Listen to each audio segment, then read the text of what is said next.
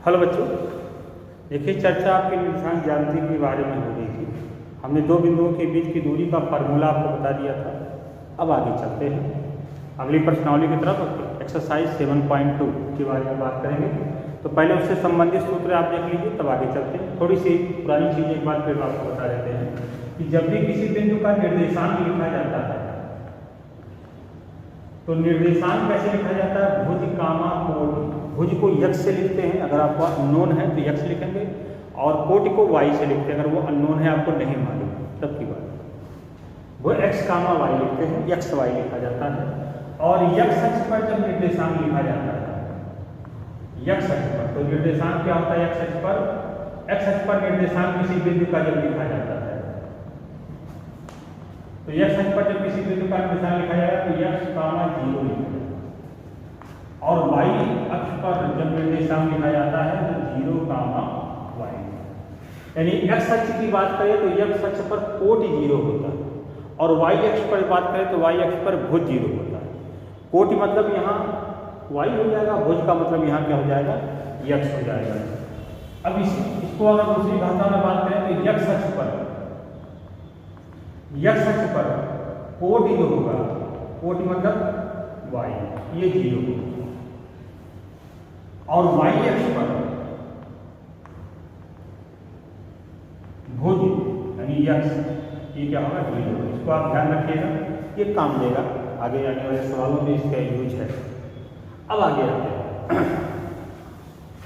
एक चीज आपको और बता दें कि जैसे मान लीजिए दो निर्देशांक हैं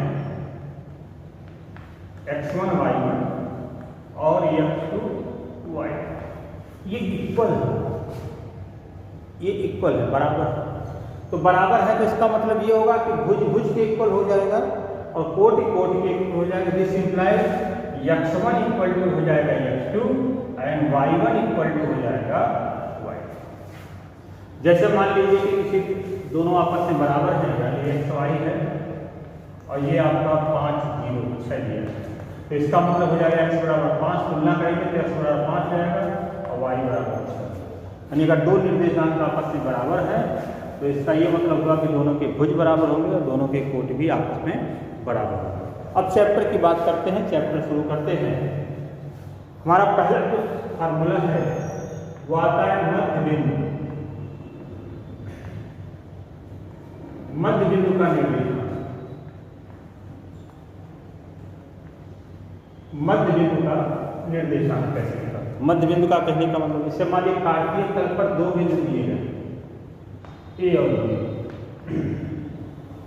ए का निर्देशांक x1 कामा y1 है और बी का निर्देशांक x2 कामा y2। तो इस ए और बी को मिलाने वाली रेखा का जो मध्य बिंदु होगा उसका निर्देशांक, मध्य बिंदु का मतलब समझ में आ रहा होगा, AP और PB इक्वल होगी। मान लीजिए मध्य बिंदु P है तो ये दूरी और ये दूरी आपस में बराबर होगी, तो हमको मध्य बिंदु का निर्देशांक निकालना है। डेरिवेशन देखिए है इसका, पर डेरिवेशन नहीं बता रहे, क्योंकि फार्मूला बता दे रहे हैं। तो मध्य बिंदु का निर्देशांक जो होगा, मध्य बिंदु का निर्देशांक जो होगा वो हो जाएगा x1 प्लस x2 y2 कामा y1 प्लस y2 y2। ये मध्य बिंदु का निशान होगा। x1 प्लस x2 y2 यानी भुज प्लस भुज बचेगा और कोटि प्लस कोटि बचेगा। चिन्ह सही जो ही मान होगा, ऋण अगर वाले को है तो ऋण कर देंगे। समझ में आ गया? ये था मध्य बिंदु का निर्देशांक। अब इसके बाद आते हैं दूसरा फार्मूला। जैसे मान लीजिए कार्तीय तल पर दो बिंदु हैं ए और बी, और दूसरा कोई बिंदु है बी, इसका निर्देशांक x2 y2 और पहले वाले का निर्देशांक x1 y1। इस कार्तीय तल पर बने दो बिंदु आपका x1 y1 और x2 y2 दिए गए हैं। इन ए बिंदु ए और बी को मिलाने वाली रेखा पर एक बिंदु मान लीजिए कोई P है। इस प्रकार है कि AP और BP, इसको मिलाने वाली रेखा पर ध्यान रखिएगा, इसको मिलाने वाली रेखा के बीच में कोई बिंदु P है। इस प्रकार है कि AP और BP में अनुपात कितना है? AP अनुपात BP बाद में बटे हो जाएगा m1 और m2। M1 और M2। जैसे एग्जाम्पल के तौर पर बात करें तो जैसे मान लीजिए AB रेखा है, इसकी लंबाई 10 सेंटीमीटर, या AB एक रेखा है, इस पर रेखा पर एक बिंदु मान लीजिए P है, AB का मान 6 है, BP का मान 4 है। तो आप देखेंगे कि P क्या कर रहा है, AB को दो भागों में बांट रहा है, AP और PB। AP और PB इन दोनों में अगर अनुपात निकालें, AP/PB इक्वल टू हो जाएगा 6/4। सरलतम रूप में जो है 3 दूनी 6, 2 3 6 और 2 दूनी 4, तो कितना हो जाएगा AP/BP जो हो जाएगा वो कितना हो जाएगा 3/2। अर्थात इसमें अनुपात कितना होगा, P क्या करेगा, इस AB को 3 अनुपात से 2 के अनुपात में विभाजित करेगा। और कैसा विभाजन होगा, अंतः इसलिए बोला गया क्योंकि इनको मिलाने वाली रेखा के बीच में कहीं है। विभाजन 2 तरीके का होता है, एक अंतः एक बाह्यतः। हम अंतः विभाजन पहले बात कर रहे हैं। तो अंतः विभाजन क्यों है, क्योंकि P जो है इनको मिलाने वाली रेखा के बीच में, इस रेखा पर ही कहीं स्थित है, ठीक है, इसलिए इसको अंतः विभाजन। क्या कर रहा है, P AB रेखा को 3 और 2 के अनुपात में अंतः विभाजित करता है। तो इसी तरीके से हमने मान लिया कि काटने तल पर 2 बिंदु हैं A और B, इसके निर्देशांक x1 y1 है और इसके निर्देशांक x2 y2 है। और इनको मिलाने वाली रेखा पर कोई बिंदु P इस प्रकार है जो इस रेखा को किस अनुपात में बांटता है, M1 अनुपाते M2 के अनुपात में बांटता है। ये M1 अनुपाते M2 के अनुपात में बांटता है। तो P का निर्देशांक बताना है, यानी उस बिंदु का निर्देशांक बताना है जो x1 y1 और x2 y2 को मिलाने वाली रेखा को M1 और M2 के अनुपात में अंतः विभाजित करता है। यानी इसको कहते हैं अंतः विभाजन का फलस्वरूप, अंतः विभाजन का सूत्र। तो अंतः विभाजन का निर्देशांक क्या होता है, इसका फार्मूला देखना, याद करना बहुत आसान है। इसको आप ध्यान से देखेंगे तो अंतः विभाजन का निर्देशांक जो हो जाएगा, यानी बिंदु P का निर्देशांक, कोई भी बिंदु हो सकता है, P ना हो, C मान लीजिए। तो अंतः विभाजन का निर्देशांक कितना होगा, देखो करने का तरीका याद करिए। M1 x2, ध्यान दीजिएगा 1 के साथ 2 लगेगा, M1 x2 plus M2 x1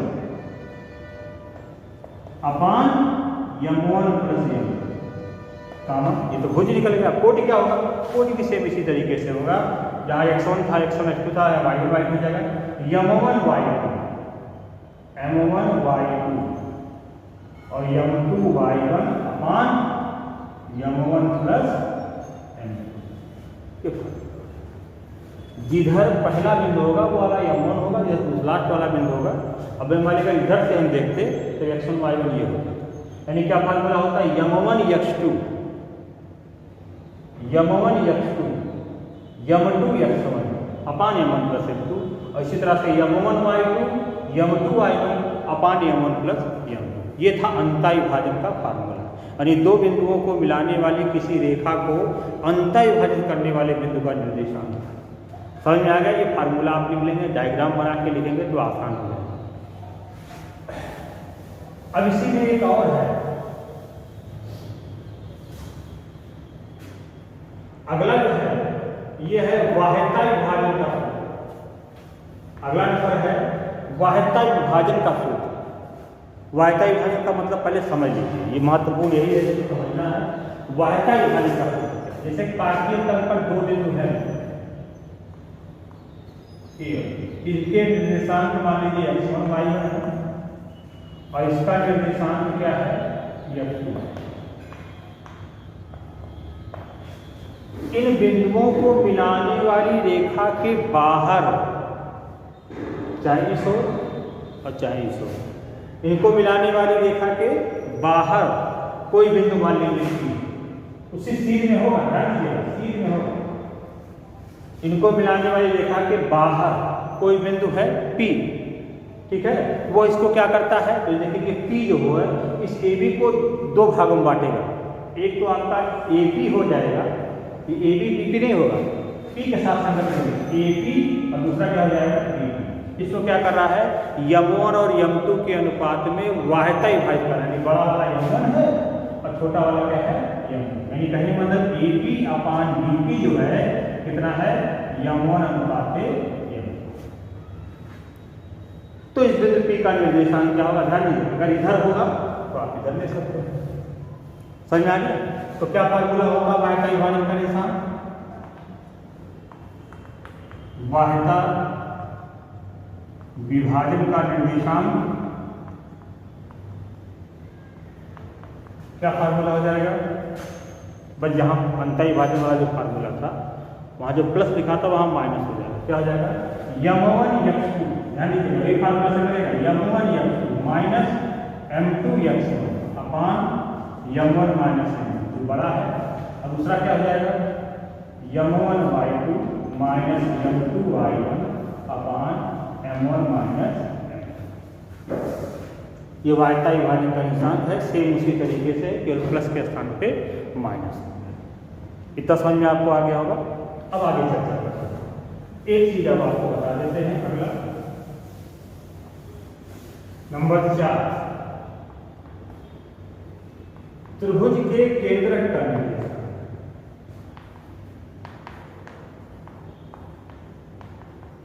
त्रिभुज के केंद्रक का निर्देशांक। अब केंद्रक क्या होता है पहले ये समझिए। जैसे मान लीजिए आपका त्रिभुज है, कांतीय तल पर 3 बिंदु है, तो जानते होंगे 3 बिंदु मिलकर क्या बनाते हैं, त्रिभुज बनाते हैं। ठीक है। अब केंद्रक क्या है, केंद्रक समझिए। पहले एक शब्द है माध्यिका, ये पढ़े होंगे, यहाँ एक बार फिर से बता। माध्यिका क्या होता है, किसी भी त्रिभुज की एक भुजा के मध्य बिंदु, किसी भी त्रिभुज की एक भुजा के मध्य बिंदु को सम्मुख शीर्ष से मिलाने वाली रेखा क्या कहलाती है, त्रिभुज की माध्यिका कहलाती। किसी भी त्रिभुज के एक भुजा के मध्य बिंदु से सम्मुख शीर्ष को मिलाने वाली रेखा क्या कहलाती है, त्रिभुज की माध्यिका। यानी माध्यिका आधार को अर्धित करती है, लंब नहीं होती, अर्धित करती है। केवल समबाहु त्रिभुज माध्यिका जो होती है वो लंब होती है। समबाहु त्रिभुज और समद्विबाहु त्रिभुज की असमान भुजा पर माध्यिका जो होती है वो लंब होती है। पर यहाँ हमको माध्यिका के बारे में बात करना है। तो माध्यिका क्या है, त्रिभुज की एक भुजा, किसी भुजा के मध्य बिंदु को सम्मुख शीर्ष से मिलाने वाली रेखा माध्यिका होती है। यानी कि पहली माध्यिका आपका ये नहीं होती है। इसी तरह से किसी त्रिभुज में कितनी माध्यिकाएं होती हैं, 3 होती है। तो ये भी एक माध्यिका होगी, इस भुजा के सम्मुख मध्य बिंदु को इससे मिला दीजिए। और इसी तरीके से ये भी माध्यिका, यानी बी और सी, तीनों माध्यिकाएं देखिए एक ही बिंदु से गुजरती है, अर्थात तीनों माध्यिकाएं जो होती है संगामी होती है। संगामी का मतलब होता है कि 2 या 2 से अधिक रेखाएं, 3 या 3 से अधिक रेखाएं एक ही बिंदु से गुजरती हैं, तो इन रेखाओं को संगामी कहते हैं।